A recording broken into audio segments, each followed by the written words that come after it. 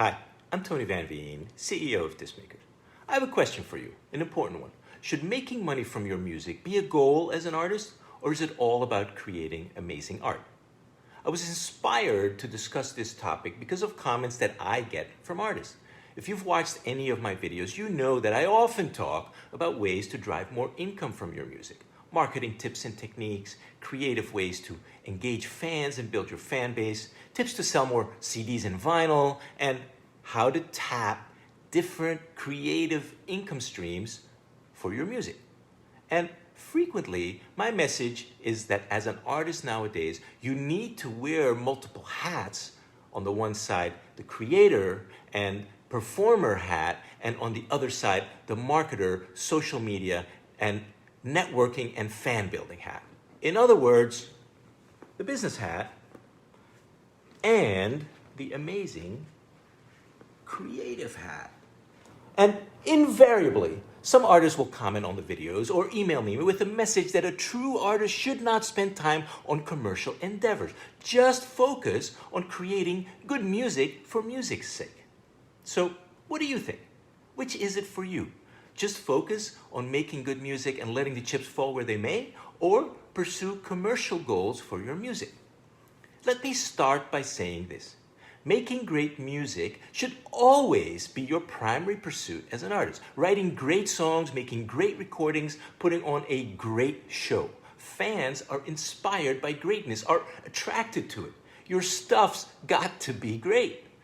But if you aspire to making a living from your music, just musical greatness is no guarantee. As I've said in the past, a great song doesn't guarantee success, but a mediocre song guarantees failure.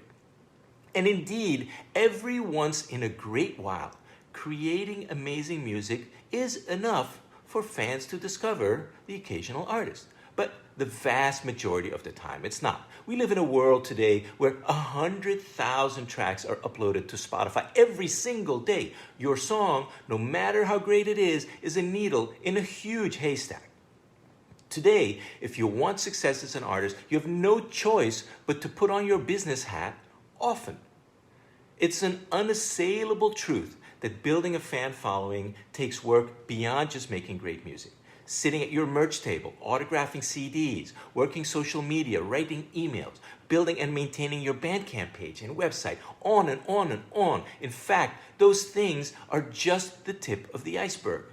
Let me say it again. If you want commercial success with your music, you have to work the business side of music.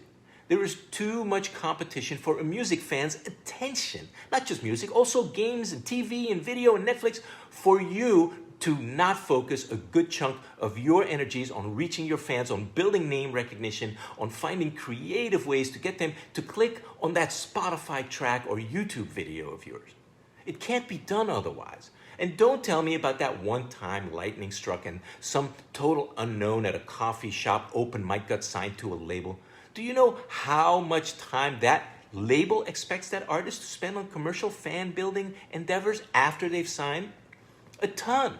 For a signed artist trying to gain popularity, probably most of their waking hours. Now, if you despise the business side and you're fine with pursuing great music in relative obscurity, or for a small group of friends or a small circle of fans in your local scene, that's perfectly fine.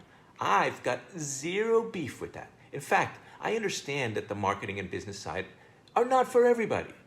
But you've then got to be okay with music remaining a passion and a hobby that you pursue after you come home from your day job. And there are many artists who do music that way, and it works for them. So let me recap. Making great music is always the imperative. Take the time you need, spend the money you need to craft, record, and perform songs that would blow a music fan away. Every artist's primary goal should be to create great music. But if you want commercial success, you have no choice but to not just spend time working the marketing, social media, and business side, but spend enough time to get good at it, so you can build a fan base who will support you financially. Every artist who is commercially successful works the business side. If that's not for you, That's perfectly okay, so long as you're okay with pursuing beautiful art for art's sake and don't have expectations of making money from that art. One last thing, regardless of an artist's goals, who are we to judge the direction they chose? We may not care for it. It may not be what we would have done, but every single person's goals are unique to them and personal to them. They have their reasons and motivations. So who are we to judge? I sometimes detect a bit of a judgmental attitude on both sides of this equation in the comments that I've get.